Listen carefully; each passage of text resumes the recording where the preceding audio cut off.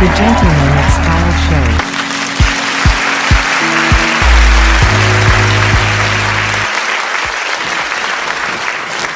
Tell me about this.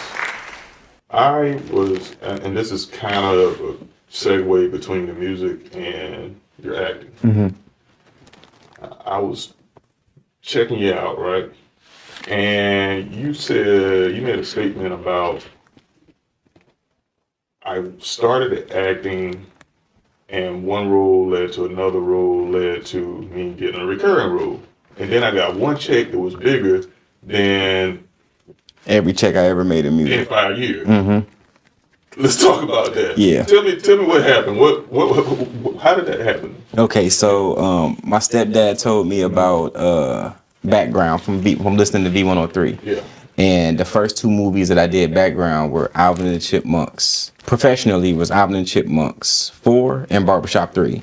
And before that I had did some. Was it like vocals or something? No.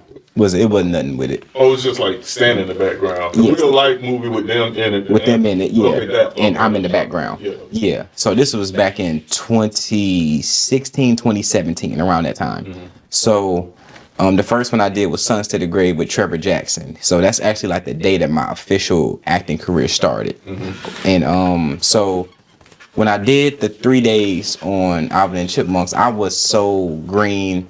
I didn't know nothing about the acting industry. I didn't know nothing about background, what a day player was, co-star, lead, any of that. I didn't know nothing. I just showed up to the side. I didn't even have a car at the time. I took like 2 buses to get there. Mm-hmm. And it was freezing cold. It was close to the winter time. And they didn't even use us really. Like they let us go in and see the set and probably let us sit on the set and pretend that we was filming for like 2 hours or so and then send us home. So after the 3 days was over, I didn't feel no different about it. I was like, okay, I definitely don't want to do this now because I could have been in the studio recording some music this whole time. Right.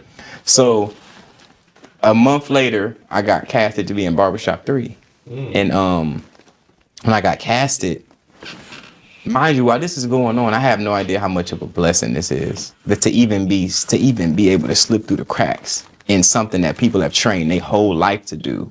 For me to just accidentally kind of lightly submit and get accepted twice. Right. So this is nothing but God. Right. And I'm on the set of Barbershop 3 and I'm talking to these women, and these are women that I would never even have the availability to even talk to on a regular basis, but they're here and I'm here. So we're chopping it down, and in walks Ice Cube, Eve, Common, Said, Nikki, just right in front of me. And I'm in shock. I don't know what to say. And I want to talk to them about some music, but then I realize that none of them are here for music. Right. They're here because they're acting. They don't know me. I don't know them. So whatever approach I give them is their first impression of me. Right. I could be the person paying for this whole thing.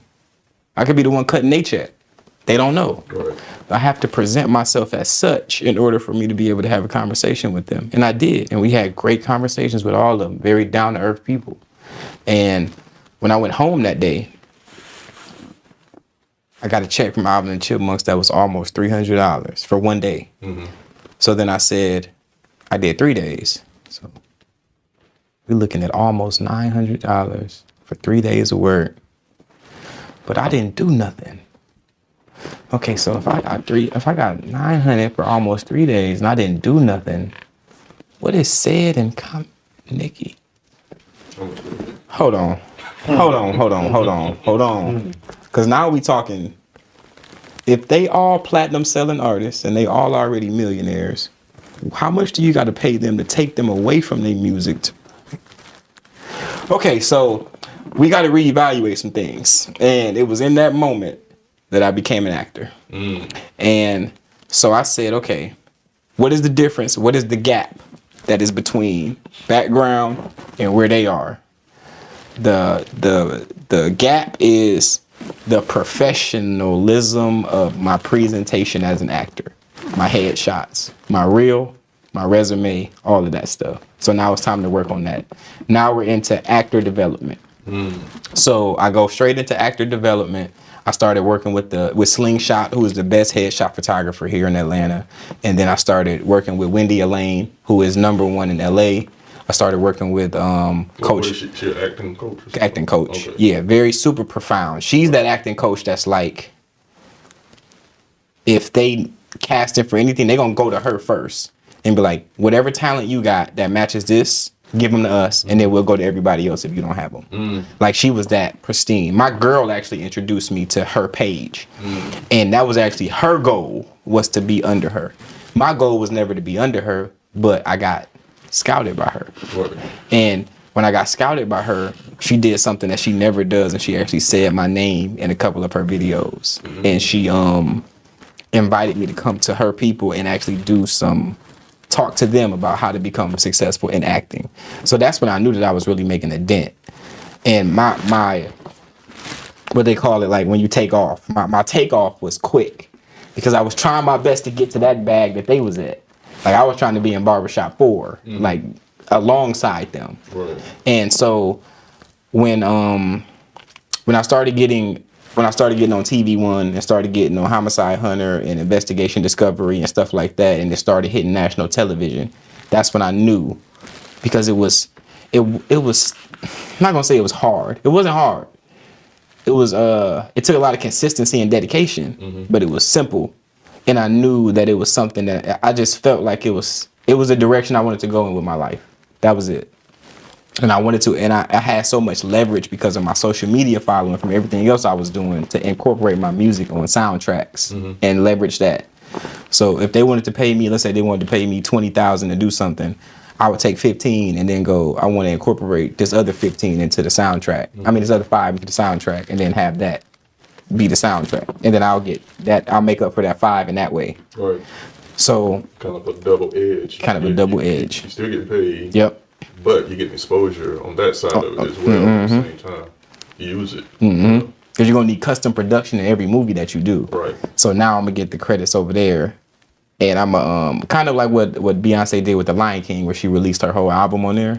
I had an animation film coming out that I was starring called The Littlest Giant right before COVID hit. And I was going to do the exact same thing with my album. And right before Soul came out, which Soul ended up being the first all African American animation thing on Disney Plus, we actually shot a year before that.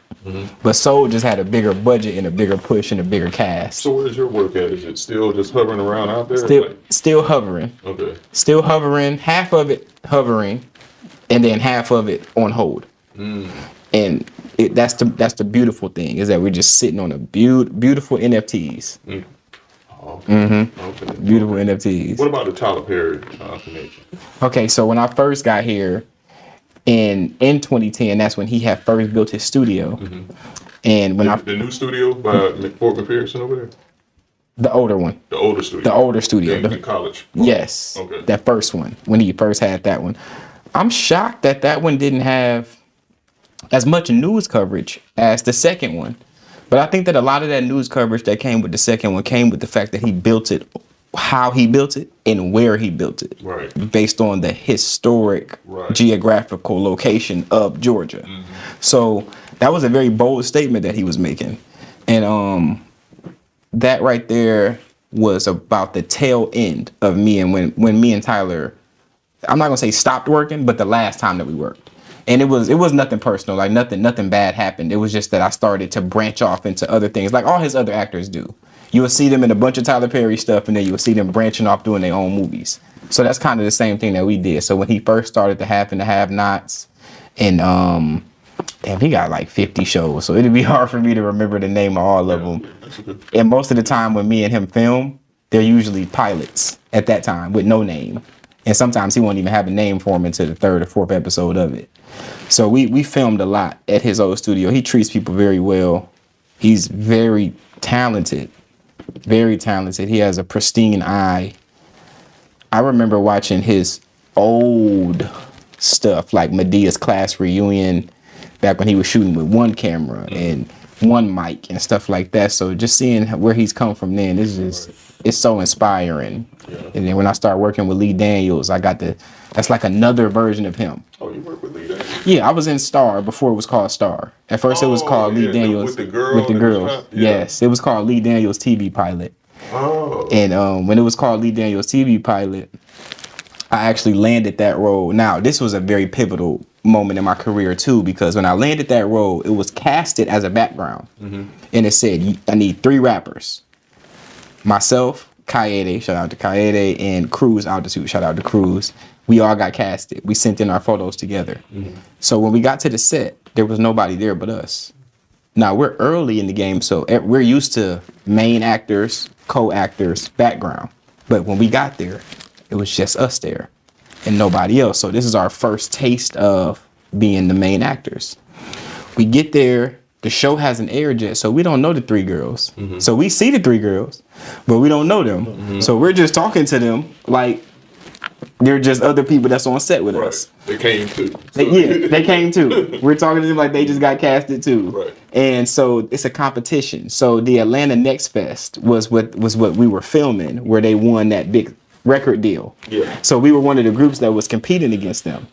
And at the end of the day, on set that day, because remember I made almost 300 from the first time that I had filmed. Right.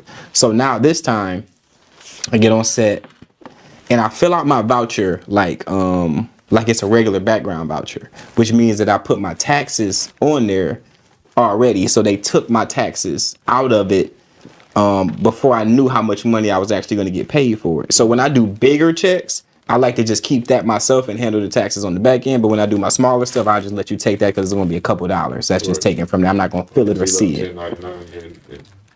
And go from there. Yeah. So I kind of developed a strategy early. So that day, I thought I was going to be background, but didn't know. So that was like almost $1,000 joint for 2, 3, 4 hours of work. That was pretty good. But I didn't do the taxes thing because I didn't know. So then I ended up getting maybe 5, 6. Yeah, they tax you at a higher rate.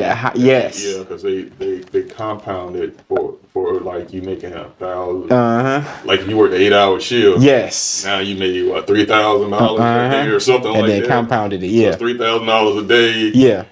Times 40-hour week, they tax you at a higher rate, like you make So this is movie money 101 for y'all listening. This is how it goes. Right. So if I would have just handled the taxes myself on the back end, I could have did a whole bunch of write-offs to subside that. Right. And then manage that. Yes. And then could have kept the upfront and then managed it on the back end. But I didn't know. Yeah. But that was one of those pivotal moments where it's like, okay, this is my first time getting close to $1,000 check for this little bit of work that I'm doing. I'm going on camera as me. So I woke up, brushed my teeth, got dressed, filmed as me, got paid, went home. There's nothing better than this feeling right here. It's so easy and it's so simple. And people are, especially with me being from Michigan, they're like, yo, how are you doing this? How is it happening? People in Atlanta, yo, we're not even getting these opportunities and we've been here for forever. How is this happening? So then I started to structure my brand in giving back and giving this information. However I was able to get it and whatever information it is working for me. Right. So I'm not telling you this is the right way to do it, but I'm telling you that this is what's working for me. Right, this is how it happened. This is how it happened. Okay. So I expanded my brand into consultations and acting advice, financial literacy advice, and stuff like that. Because just our demographic as a whole, even inside of entertainment, outside of entertainment, we are behind. So behind. So behind that is sad. Like, I've had so many hard conversations with my mom in the past 2-3 years, because I'm 28 now, about how financially well off I am now and how I could have been this well off at 18, 19, 20 if she would have given me the damn information at that time. Right. She doesn't know how hard dating has been without the information and how just navigating life as a black man has been without the information. No, I feel the same way. We had a guest on, it was last week, wasn't it? Or the week before last. And we were talking about a whole lot of, financial literacy and all of that. And, one of the things, this was kind of off camera too, a portion of it, just like you said, in our community, more specifically, it's the catch up game. Yes. As far as trying to figure that out. And man, it's and that's one of the things you're seeing right now as far as like all these like the Him 500s and Earn Your Leisure. Yep. I don't know if you familiar with those guys? All of them. Okay, so you know what I'm talking Every last about. one of them. You know, it's all that financial literacy and all of that. And then you got like the, you know, the Grant Cardones and all those type of people out there that are pushing, you know, this is the way to go do certain things. It's what you should be buying, don't buy. You know, this is, you know, depreciating assets and stuff like that. And everything. But nah, you're right, man. You're right. 100%. Yeah. When I look back at my life, I probably lost close to $500,000 just not knowing the information. Like when I was It's the same all the way around. Man, we squander so much. so much. And even just at the basic, like if I were just to go to Financial Literacy 101, you get a job at 16. You work that job for 2 years. It doesn't matter how much you get paid. It just matters you keeping that same job for 2 years. Then you go and you buy a home. During the time where you have that job for 2 years, you get a secured or unsecured credit card. You can do both. One $500, one $500. You put $50 on them on and off, $100 on them on and off, and make sure that you pay them down before the statement date to under 10 to 20%. That'd be enough for you to build a relationship with the bank. So then you can have you can go through a mortgage lender or you can go straight to your bank if you want to. And if you and now you have such little credit history to where you're not credit invisible, but they're just enough credit history there for them to be able to trust you with a small loan of under $100,000. Right. So you can get a 1-bedroom, 2-bedroom condominium if you want to, right in the middle of Atlanta at 18 years old. And then the following year, whether you get it for a fair rate or not a fair rate, you can do a refi, and then you can take out a HELOC. And then you can get another property in the exact same building or a building that's right over. Put your tenants in there and have them pay your mortgage for you. So now you no longer have to pay any rent or mortgage for the rest of your life starting at 18 years old. And be careful. What you just said is correct. What I was about to say was, what you said was correct. The HELOC, though, and I don't know if some people know this. I mean, you can do whatever you want to do with your money. But financially, it's recommended don't take out the HELOC unless you're going to take that money and buy something like another property that's actually going to cash flow with you. Because the only thing you're doing when you do that and you do something else with it, unless you really need it, is put more debt on top of it. Take that money and do something that's going to produce. Yes. Yeah. So yes. Be careful. I know they push HELOCs like a lot. Oh, absolutely. Yeah. Don't spend money, invest money. Investment. Everything is an investment. Right. And that's when we was talking about the people that you were naming earlier. I love them. Love every last one of them. But the one thing that I don't like about these new financial literacy experts in the space is that they're always talking about, how do I put it, like the glorified aspects of the finances. Yeah, that's right. They do glorify. They're driving like the expensive cars and the expensive houses. I mean, I don't know what you're taking from that. Kind of yes, that, and more so like the let's talk about business credit. Okay. When they say something like you can get $30,000, no income, no this, just for having a business. Okay, that's this. But what about this? What about the part about the cash flow that gets this back? Because if I take 30, this is my 30. If I spend this 30, now I'm 30 in debt. Right. But what about this side? Not talking about this side.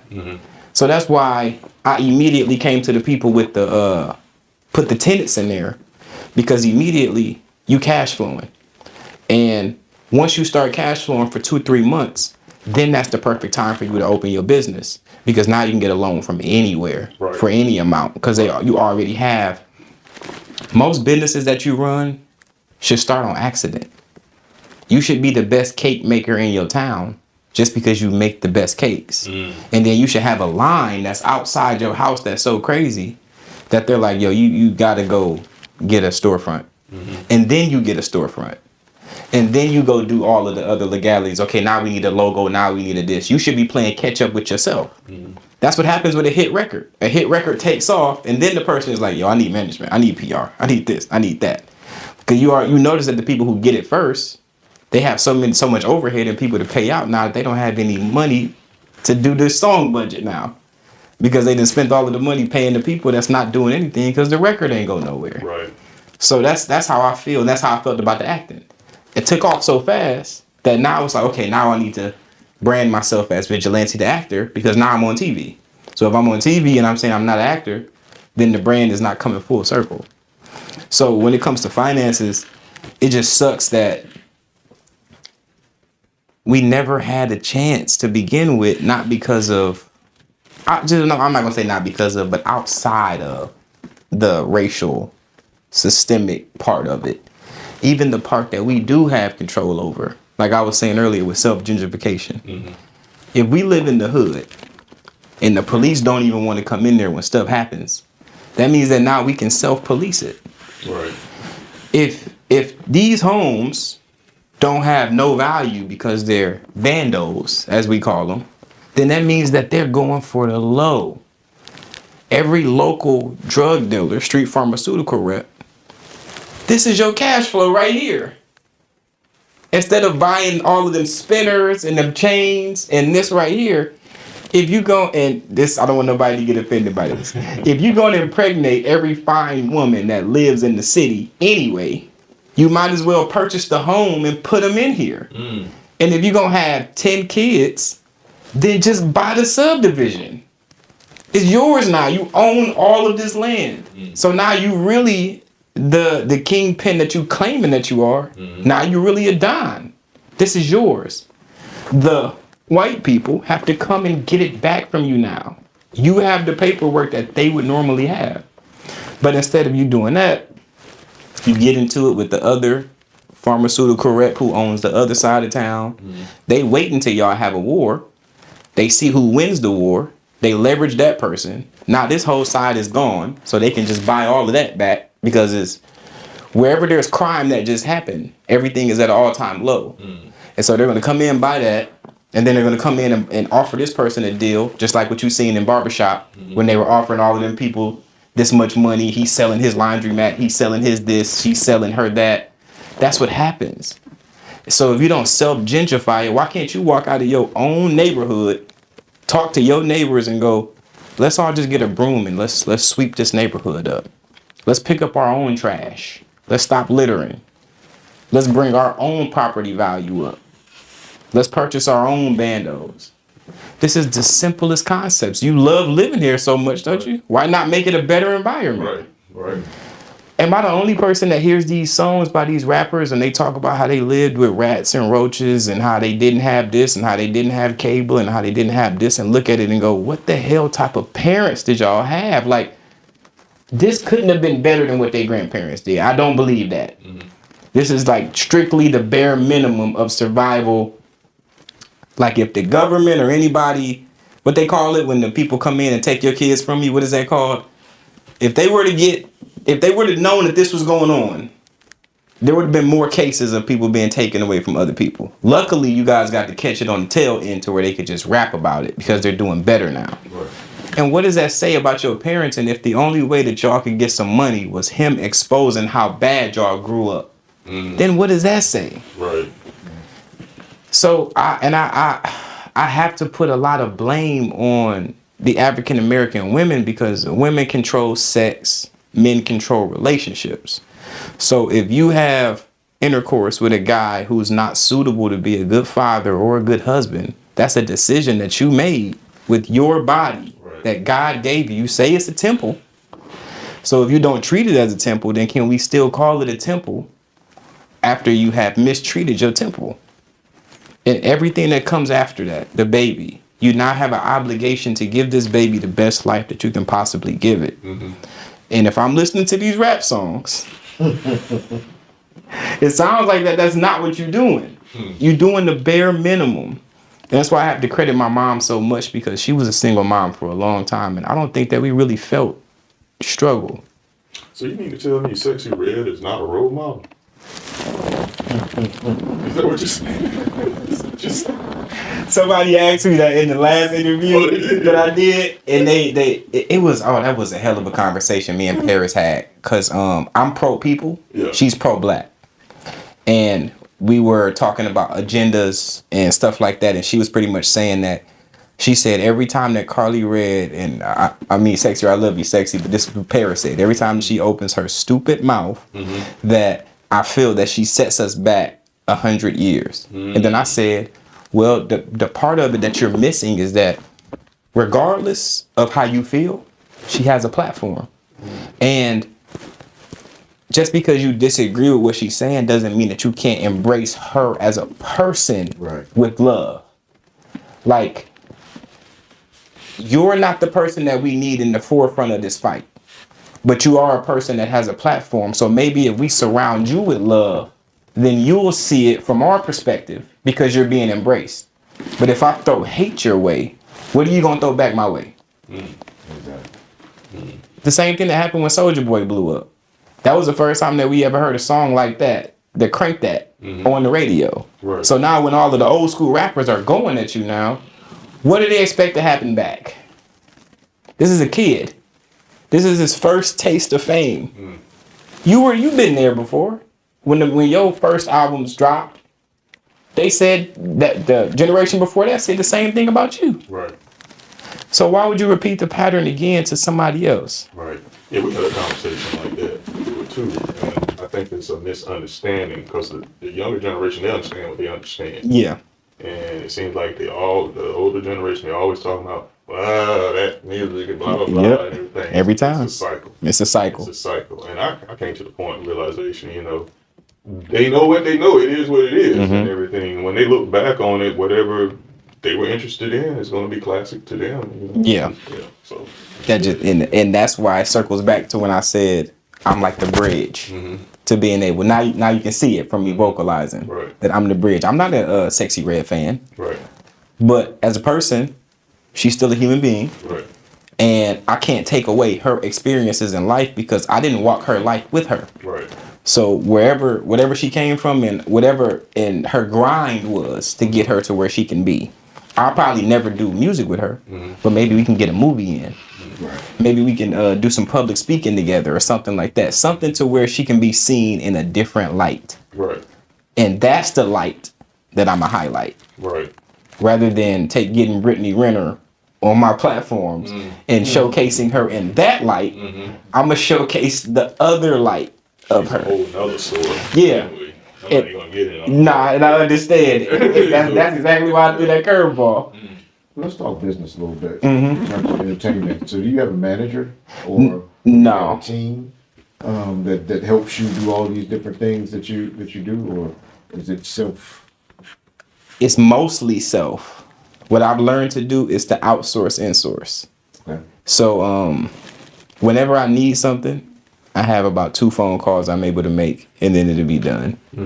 And when it comes to management, what I've learned is that I have kind of a Childish Gambino kind of Nick Cannon kind of career, to where you'll see me when you see me, and then when you don't see me, you're not gonna see me. I don't want the TMZ. I don't want Shade Room. I don't want World Star. I don't want Love and Hip Hop. I don't want that type of career. So I feel that my footsteps are silent but huge at the same time. I've been thinking about that same type of thing. Like, you'll see me on the show and everything like that. Even like my social media page, I'm stopping posting like certain personal stuff. You'll see the business stuff part of it or whatever and everything. But as far as the social stuff, I've become kind of an enigma. You see me out in the street, it's kind of special because you're not seeing my regular life, And I think it adds to your persona. There it is. And an eliteness. There it is. To a degree. And I kind of like dropped back from certain friends, and it was kind of a little bit tough and everything like that. And they won't understand it. But I had to drop back from all of that, and making yourself accessible to a lot of people and everything. There you go. Is a problem too. People take advantage of that sometimes. Have to drop back from all of that, and it'll all come back around. One day I can explain it to them, but they won't understand it right now. But it helps me, go further. So anyway, you get it. Yeah, well, I'm saying I follow you. Yeah, I'm going through that same type of thing. And when Kev came around, that was another time where they started talking about personality traits. They only talk about the alpha. They never talk about the sigma. And the sigma ended up being more of a personality type that I identify with. So one of the biggest differences between the alpha and the sigma is that they usually have the same level of success, except for the sigma is a little bit more quiet and low key with it. Right. So the difference would be like Kanye is an alpha, Jay-Z is a sigma. Right. It's kind of the same. And I think I would probably consider myself probably more of a sigma. More of a sigma. I'm introverted to that degree. It may not seem like it, but I am. And usually most geniuses are. When you normally think about people that have had the best inventions in the world, it's usually like it's not by themselves, but the team is usually very low key, in-house, and that they're usually the face of it, but they don't usually want to present themselves as the face of it. It's just that they created so much of it that the person can't go 2 seconds without saying their name when it comes to, so how'd this idea come about? Him. So how'd that come about? Him. And then eventually him has to speak. But he doesn't say much. Right. Kind of like Russell Simmons. Remember the comedy what he used to do? When people be like, please say something else. And they'd be like, good night. That was it. That's the ultimate sigma. Right. That's it right there. He's working in the background. You're not going to be boastful about it. That's what it is. Right. No need to boast about it. Yeah, and I think it's helpful too when it kind of quiets down a little bit. Your mind, you have more time to like focus and think and generate new ideas. Your creativity goes up. Some of those ideas you have in your head, you able to work on and focus and get the work done. You got it. So that's just me. I mean, everybody got their own way of doing their thing, but that's where I am. Life is going to do what life is going to do. Most people look for excitement. I tell people all the time, don't look for excitement, look for boredom. Because excitement is going to find you. That's right. 100% is going to find you. Yeah. And that's been like my motto just from the beginning. Let me ask you a question. Your endorsements, and I see you got. Do you have like some type of brand deal? I saw you some stuff with some watches and all that type of stuff. What's going on with all that? Shout out to the Dime Piece. I appreciate you saying that. Shout out to the Dime Piece. This one right here was extremely manifested. So I want to give a shout out to my girl Sunny. So it's always been my dream to like even when I first started working out, I saw that I would go on my story and I do 4 sets of everything. I'd be on Snapchat, Twitter, Instagram, Facebook on their story when all of them had stories.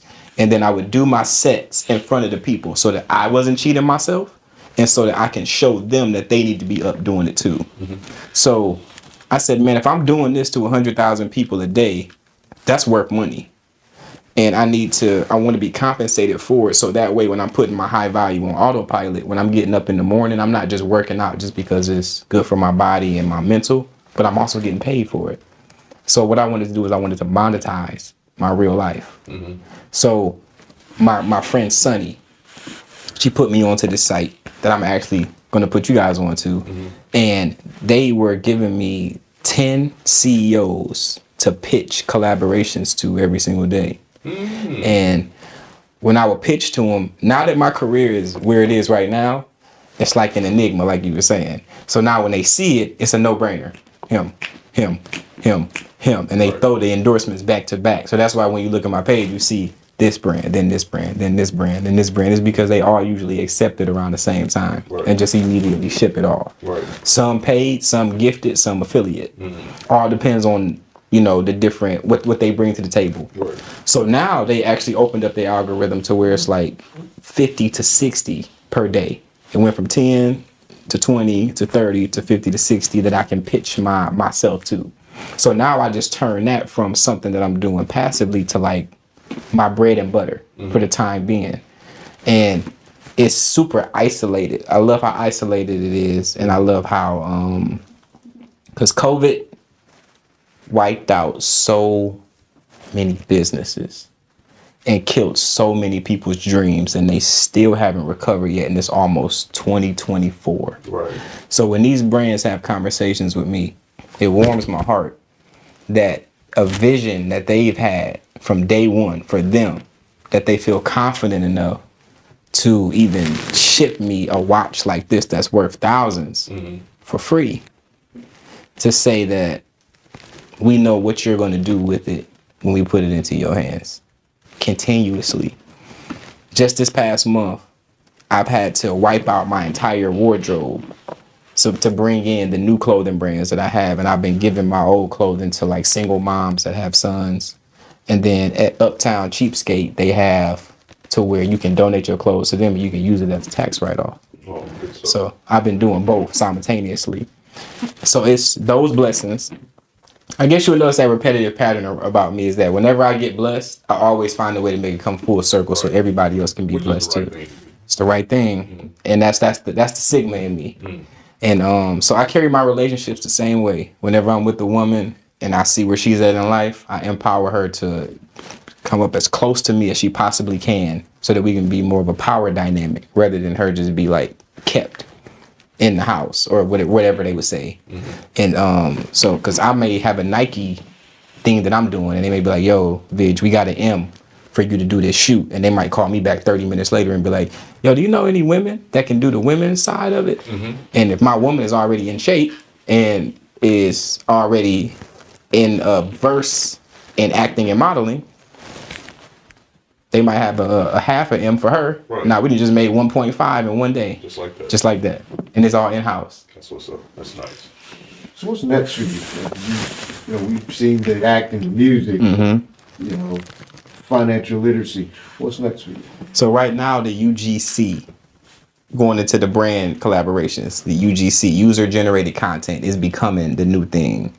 We've watched TikTok monetize and demonetize, Instagram monetize, demonetize, and Twitter and YouTube is the only monetized platform right now.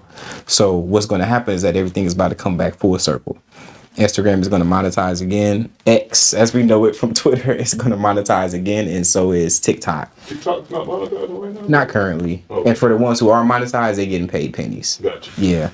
Like I said, I'm gonna be the most transparent person that y'all talk to about this. And the when it does come full circle, I'll be the person with the most content. So when you post in YouTube shorts, let's say there's 30 days on average in a month, right? So YouTube runs in monthly cycles. So if you have 30 shorts that are organically yours, now you have one short that you can post per day. Once you get to 60, once you get to 90, once you get to 120, and then if you just repost those same 4 every month, then you have a passive stream of income that is timely, and you can schedule it. So, wait a minute. Let me circle back. No, I mean, I get it. I didn't know, I hadn't heard that particular breakdown before. So is it, are you saying it's like one a day? 1 a day, 2 a day, 3 a day, 4 a day. Oh, you're saying progressively each day you up the number that you're posting? Or as you gain more content, so if you have 30 clips, like if y'all have 30 clips from this interview, then that'd be 1 clip per day. Okay. If y'all have another one that does another 30 clips, now y'all have 2 for the whole month. Oh, I see. I see what you're saying. Yep. And then 90, 120. I don't know what the threshold is. If I'm not mistaken, somebody told me it was 8, but I think that 8 clips in one day is a lot to manage unless you're just doing clips full time. But then it would have to be a lot of money that's being paid to you for you to do that. So I'm not mad if somebody is doing that full time. That's cold. Right. So, but that's my other advice for the passive income in the financial literacy space. So if we even circle that back to what's next, because what's next is I'm gonna open my property management division. I want to go the subject to route, so that way I can stop people's credit from being shot for small things. Like you can have a home that you are 3 months behind and your mortgage only be $1,000 a month. Yes, I have $3,000 that I can give you for me to take over this property, and I also have another $3,000 that I can give you to relocate if you want to, or if you want to stay here and just be my tenant so that it doesn't hit your credit if you don't want to move. I don't mind. I would love to take over the property and already have a tenant here. And I would love to be able to help you get into a situation because you may be going through a divorce or something and want to downsize, or you might even hate Georgia and want to move somewhere else. And so frustrated with your situation that you just want everything here to just be left here. Whatever the situation is, here to help. So when I'm a vigilante vacancy is going to be my subject to business. So imagine just coming in at 18 years old. I'm now 10 years ago me. If I would have had my subject to business, been running my YouTube shorts, acting, celebrity boxing, doing music, and having my UGC content with all of the brands. Wow. How easy it would have been for me to date and be a high value man. Right. You'll be exponentially bigger, not just based off of that. You would have grown. Yes. You know, There's been 10 years of growth you from that being the plateau. If I would have known. Right. And that's where me and my mom have those arguments at, right there. Mommy dears. I love you, Mom. Okay. That's your camera right there. You can tell people where they can find you. And I'm sorry, before we do that, you have anything else? No, that's it. Okay. So that's your camera. Tell people where they can find you and any other information that you'd like from them. Okay, so at Vigilante LOM, VIGILANTE LOM. People haven't asked me a lot, but for the ones who have asked me, my teeth, I did get them done. I had composite veneers. So go to Glam Star Academy. If you want to get yours done, just tell the Vigilante sent you and then she'll hit you with a nice discount. That's another passive stream income right there that I have. That was for these right here. Yeah, that was the encouragement of me doing the business deal with her. So for those who want to get your teeth done, I definitely recommend it. For men to have the most opportunity in the dating market, for you to date the way that you want to date efficiently, whether you're a monogamous man, polygamous man, polyamorous man, whatever you are, you have to self-improve. You have to get in the gym. You have to make more money. You have to dress better. You have to be more groomed. You have to continue to stay on your purpose and not let anybody or anything else come into your infrastructure and ruin it. Create frame, and then invite people inside of that frame that you know only want to bring positive value into that frame. And that's my message for them. Good enough. Good enough. It's been a pleasure. Likewise. Can't thank you enough. And I can't thank y'all enough. Absolutely. Yeah. So that's it, y'all. Take all this advice, and I'm gonna just say this as a caveat. It goes without saying, we're not financial advisors. I'm just gonna say that as a preference, you know. We keep the rules in place. We're not trying to tell you out there, so don't come at us if you take some advice and you go out there and do something wrong. We're not financial advisors. All right, that's it. And like we always like to say, there's no excuse for good taste, because here at the Gentleman of Style Show, we believe in better. I like it. Thank y'all, man. That's gonna be one of the moons right there.